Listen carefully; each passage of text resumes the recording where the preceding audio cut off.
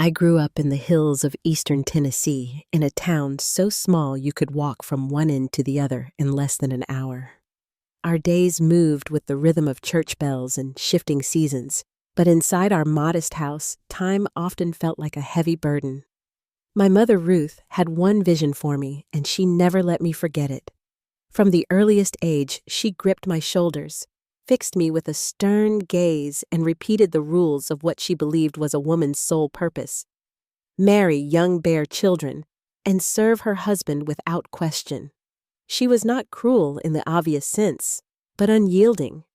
She braided my hair so tightly each morning that my scalp throbbed, and when I dared suggest wearing it loose, she smacked the back of my head. "Don't you get foolish ideas, Clara. Your looks aren't yours to waste. One day your husband will decide what's proper." My father, George, was gentler but rarely intervened. He drove a school bus on winding mountain roads, coming home reeking of diesel and tobacco. At night, he collapsed into his chair, listening quietly while Ruth listed all the ways I needed to be molded. Sometimes I glanced at him silently pleading, but he would only sigh and lower his eyes. He wasn't cruel, only resigned, living proof that in our house, my mother's word was law. Even as a child, I longed for more than the narrow life she planned. At 12, I discovered a library book about architecture. The bridges and skyscrapers filled me with awe, and I whispered, "Someday I'll build something like this." I began sketching houses in my notebooks, tracing porches and staircases. When Ruth found them, she tore the pages out. "Don't fill your head with nonsense. A woman's place is in her home." At 14, I told her I wanted to go to college. Her hand cracked across my cheek. "College men don't hire women to run things. You'll keep house and raise children." I bit back tears, vowing silently she was wrong. But the older I grew, the more she hardened her plans. She talked endlessly about the kind of man she wanted for me, someone who would provide, someone who would make the family proud. Never once did she ask what I wanted. By senior year of high school, I stopped arguing. Graduation was near, and prom consumed her thoughts. She dragged me to a boutique in town, determined to find a dress that would catch the right man's eye. I wanted something simple, but Ruth dismissed every modest choice. When I stepped out of the fitting room in a pale dress, I first heard his voice, deep, confident, with a presence that silenced the shop. Richard Malone was at least 10 years older. Tall and broad-shouldered, his dark hair immaculate, his suit sharper than anything I had seen in our town. His gaze swept over me with deliberate calm, like a man appraising something he intended to purchase. My face burned under his eyes. Ruth beamed and fussed over my dress before turning to him. "Well, what do you think?" He shook his head. "She can do better." Moments later, a crimson silk gown appeared, the kind reserved for the wealthy. He handed it directly to me, and when I stepped out in it, the room fell silent. Ruth gasped in delight, Richard nodded in satisfaction, and he crouched to slide elegant black heels onto my feet. "Now she looks ready," he murmured. Then he offered the gown and shoes as a gift on one condition: he would escort me to prom. Ruth agreed, instantly answering before I found my voice. That night blurred past me. Richard arrived in a sleek black car that turned heads in our tiny town. At the dance, everyone stared, whispering, as if I had been lifted into another world. Afterward, he appeared often at our home, bringing flowers for Ruth, cigars for George, and trinkets for me. Within weeks, he was seated at our dinner table like a fixture, and one evening he placed a velvet box before my parents and asked me to be his wife. I was only 18. College hadn't begun. My life hadn't even started, but Ruth clasped her hands in delight, and George nodded in quiet approval. My voice trembled as I said yes. It wasn't consent, it was surrender. The wedding came swiftly, held in a lavish hall in Nashville, filled with guests I didn't know. The dress, the flowers, the orchestra, all breathtaking, yet none of it felt like mine. At the altar, Richard's hand clamped around mine, and I felt less like a bride than a porcelain doll arranged for display. Guests congratulated me, praised my beauty, admired his wealth, and no one asked if I was happy.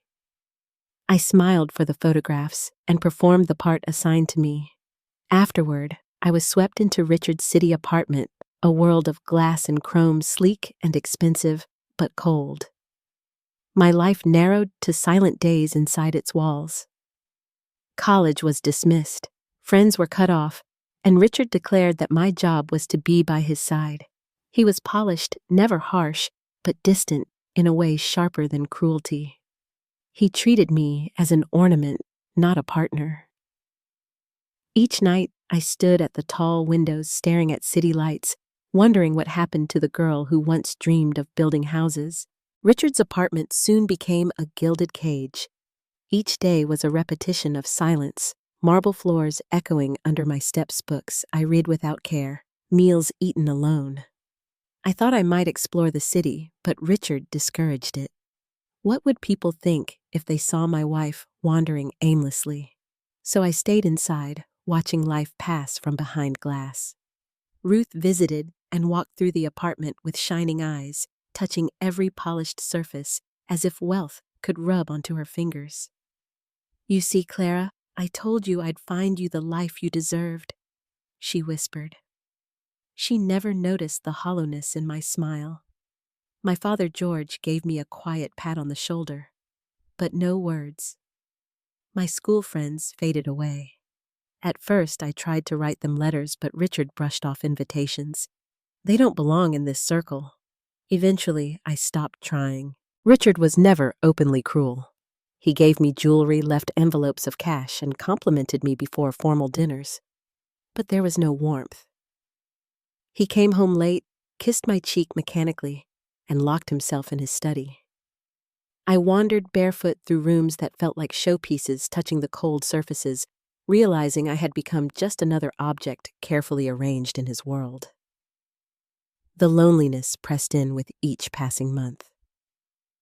I dreamed of classrooms I'd never sit in, sketches left unfinished in torn notebooks. At night, I told myself I could endure it, that one day things might change. But a whisper inside warned me I was slowly disappearing. 4 years into the marriage, I became pregnant. Richard's excitement was uncharacteristically visible. He poured champagne and smiled as though he had secured his legacy. At last, he said. He didn't call it our child, he called it the Malone legacy. From that moment, his expectations were clear: a son to inherit his name and empire. I endured the months of pregnancy with mixed emotions. I wanted the baby desperately, not for him, but for myself. At night, I sang softly to the life inside me, whispering promises I didn't know how to keep. When labor finally ended, a tiny cry pierced the hospital air, and the nurse placed her against my chest. My daughter, my beautiful Lily. Tears blurred my vision as I held her small body. For the first time in years, joy filled every hollow place in me. When Richard entered, his face faltered. "A girl," he said, masking disappointment with a thin smile. "She's beautiful." But his eyes betrayed him. In the weeks that followed, his attention drifted. The nursery sat filled with unopened boxes. His conversations about private schools and futures ceased. He kissed her forehead occasionally, but his heart was elsewhere. I pretended not to notice. Lily became my world.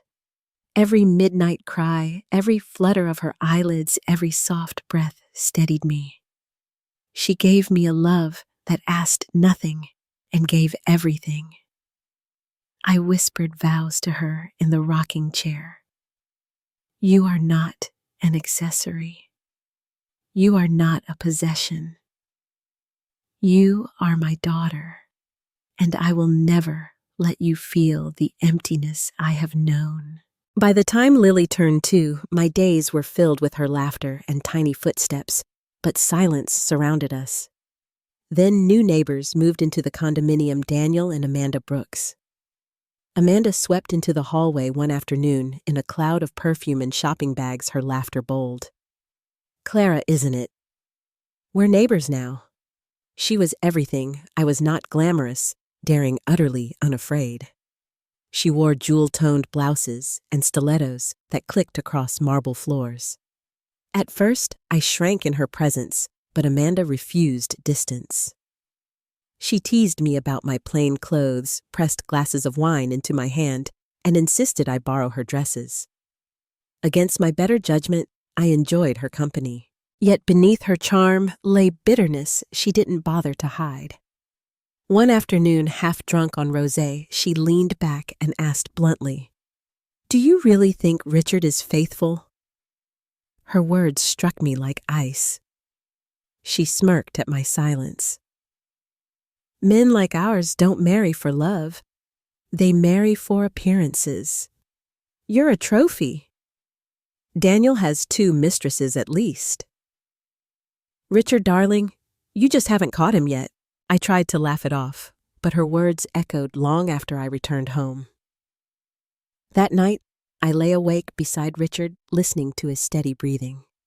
Soon, I began noticing things I had ignored: a faint scent of unfamiliar perfume on his shirts. Long evenings he claimed were spent at the office, late-night calls he stepped out to answer. Each detail tightened Amanda's words around my chest. Suspicion rooted itself and grew quickly. One night, after tucking Lily into her crib, I wandered restlessly. Richard had come home early and shut himself in his office. Voices slipped through the door: Richard's, and another I recognized, Daniel Brooks. I froze, pressing myself against the wall. "She's expecting my son," Richard whispered. "Do you understand? I can't keep living this farce with Clara." My breath stopped. Daniel's low chuckle followed. "Then divorce her." Richard's voice sharpened. "There's no prenup. If I divorce her, she takes half. I won't let that happen. There are other ways. Accidents happen every day. A fall down the stairs. A car on a wet road. Lily will stay with my mother." Daniel's laugh was quiet, approving. "Practical." I staggered backward, hand over my mouth to stifle a cry. Richard, the father of my child, was plotting my death. Somehow I reached Lily's room, trembling as I lifted her from her crib. "We have to go, baby. Now." I stuffed clothes into a bag, grabbed her blanket and bottle, and slipped out the service door. Cool night air slapped my face as I fled into the streets, heart pounding. There was no plan, only instinct. Every shadow seemed alive. I clutched Lily tighter and walked until the city lights faded behind us, the dark outline of the Appalachians rising ahead. The night swallowed us as I carried Lily into the hills, my body aching with every step, but refusing to stop. Branches scraped my arms, roots caught my shoes, and exhaustion gnawed at me. But Richard's cold words, "Accidents happen every day," pushed me forward. Lily whimpered softly, her tiny fists clinging to my sweater. I whispered through tears, "Just a little farther, baby." At last, through the trees, I saw the faint outline of a cabin. Smoke curled from its chimney, a fragile promise of safety. My heart pounded as I climbed the creaking steps and raised my hand to knock, but before I did, the door opened. A tall man stood there, broad-shouldered hair streaked with gray, his lined face carved by solitude. His eyes were sharp, but not unkind. He took in my disheveled state, the mud-stained clothes, the wild eyes the baby pressed to my chest, and stepped aside. "Come in. You look like you've been running for your life." His voice was low, steady, and something in it loosened the tight knot inside me. I entered warmth from the fire wrapping around us. He closed the door, shutting out the forest's dark whispers. "I'm Samuel Hayes," he said.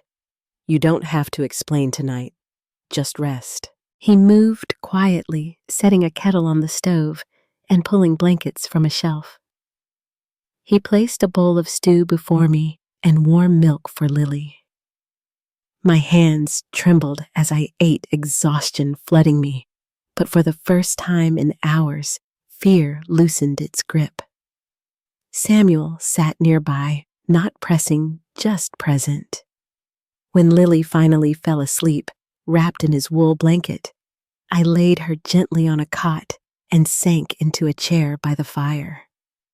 The crackle of flames softened the silence until my words spilled out in fragments, the perfume on Richard's shirts. Amanda's warnings, the overheard conversation, the plot against my life. My voice broke when I spoke of clutching Lily and running with no plan but survival. Samuel listened without interrupting, nodding slowly, his face unreadable but never cold. When I finished, the silence stretched.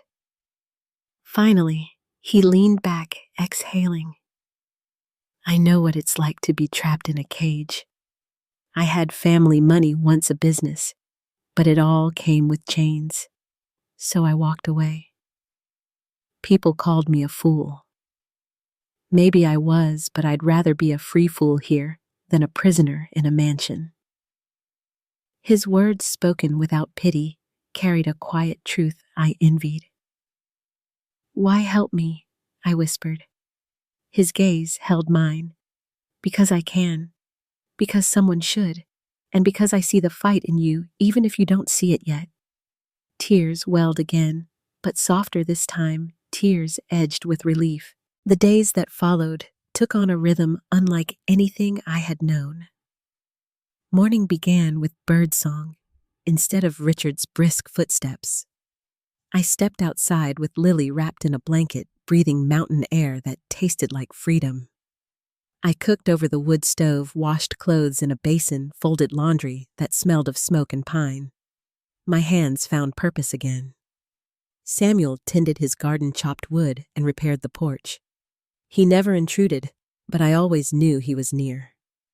At night, after Lily was asleep, we sometimes sat together by the fire, sharing quiet stories. He never pried, never judged, and in his silence I found a peace wealth had never given me. I thought often about the world I had left behind. Richard, in his tailored suits, the empire he guarded so jealously, the mistress carrying the son he had wanted from me. Perhaps he was furious at my disappearance, perhaps relieved, but it no longer mattered. In the cabin's stillness, I realized revenge didn't have to mean confrontation or spectacle. Richard's downfall was already written in the greed that consumed him, in the hollowness of a life built on appearances. My victory was simpler. It was in Lily's laughter echoing across the cabin walls, in the way I could finally close my eyes at night without fear. One evening, as the firelight flickered across the room, Samuel watched Lily toddle across the floor, his rough features softening. Sometimes his gaze lingered on me too, not with ownership, but with respect. I didn't know what the future held for us, but for the first time, the uncertainty didn't frighten me. For once, my life was mine to shape. The first snow dusted the cabin roof one morning, white against the dark forest. I stepped outside Lily in my arms and pressed a kiss to her forehead. "We're free," I whispered. And in that moment, I understood freedom wasn't given. It was claimed. Sometimes revenge isn't about making the betrayer suffer. Sometimes it's about walking away, choosing a better life, and letting them destroy themselves with the very ambition that consumed them. Winter deepened in the mountains each morning, greeted by frosted windows and a silence so pure it felt like the world had paused. I bundled Lily in wool blankets and stepped outside, her cheeks rosy as snowflakes melted against her skin. The cabin became our sanctuary, its wooden beams and stone hearth wrapping us in a comfort I hadn't known since childhood. Samuel continued his quiet routines, chopping wood-mending tools, tending to the small garden even under the threat of frost. I found myself falling into rhythm beside him, my own hands calloused from work, but my heart lighter than it had ever been in the polished prison of Richard's apartment. There were nights when memories returned to haunt me. Flashes of Richard's voice murmuring about accidents, the image of Daniel's approving smirk. Fear would grip me cold and sharp, and I would slip out of bed to check that Lily was still safe in her cot. Each time I leaned down to feel her steady breath against my cheek, relief washed over me. I vowed again and again that I would protect her with everything I had. Samuel seemed to sense those nights. Sometimes I'd find him sitting silently by the fire eyes, distant but watchful. He never asked, but his presence alone was enough to steady me. As weeks passed, I grew stronger. The timid girl who once obeyed every command of her mother, the silent wife who smiled for photographs at Richard's side, began to fade. In her place, someone new was forming a woman who had fled through the darkness carrying her child against her chest, who had chosen survival over surrender. I didn't know what to call her yet, but she was becoming me. Still, there were moments when the weight of the past pressed heavy. One evening, as Samuel repaired a lantern, I finally spoke the thought that had gnawed at me. "Do you think he'll come looking for me?" My voice trembled more than I wanted it to. Samuel set the lantern down and met my eyes. Men like Richard don't look for people. They look for possessions. Once they believe they've lost control, they move on to something easier to own. His words struck me with both relief and sorrow. I realized then that Richard might already have replaced me with the woman carrying his son. My absence would be another inconvenience smoothed over with money and lies. It hurt, but it also freed me. Spring brought new life to the mountains. Lily toddled through the grass with squeals of laughter, chasing butterflies that darted just out of reach. Watching her, I felt an ache of gratitude so deep, it nearly broke me. For the first time, she was growing up in a world not defined by cages or conditions. I thought back to Ruth's cold voice, reminding me daily of my purpose, to Richard's distant politeness, to Amanda's bitter warnings. All of them had tried to define me. Yet here, far from their reach, I was defining myself for the first time. Samuel became more than a neighbor in those months. His kindness was steady, never demanding. He treated me not as a fragile ornament, but as someone capable, someone worthy of respect. When Lily would climb into his lap with her picture books, his stern face would soften into something almost tender. I caught myself watching him, wondering if perhaps he too had been waiting for a family without knowing it. We didn't speak of it, but the possibility lingered, like the warmth of the fire after embers die. One evening, as Lily slept soundly and the night was clear, I stepped outside to watch the stars. Samuel joined me, his hands tucked into his coat. The silence stretched comfortably between us, until he said quietly, "You've come a long way from the girl who knocked on my door that night." I smiled faintly, the cold air biting my cheeks. "I didn't think I'd survive that night," I admitted. "But here I am." He nodded. "Sometimes survival is the loudest kind of victory." His words stayed with me. For so long I had believed strength meant standing tall in front of those who tried to break me. But now I saw the truth. Strength was walking away, building something new, refusing to be defined by the people who sought to own me.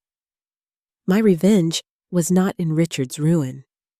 It was in Lily's laughter, in my freedom, in every sunrise over these mountains that reminded me I was alive. By summer, I had shed the last of my fear. I no longer flinched at every creak of the trees or wondered if footsteps followed me. Instead, I embraced each day as a gift, messy, unpredictable, but mine. And when I looked at Lily at her wide, curious eyes, I knew I had already given her something greater than wealth or legacy.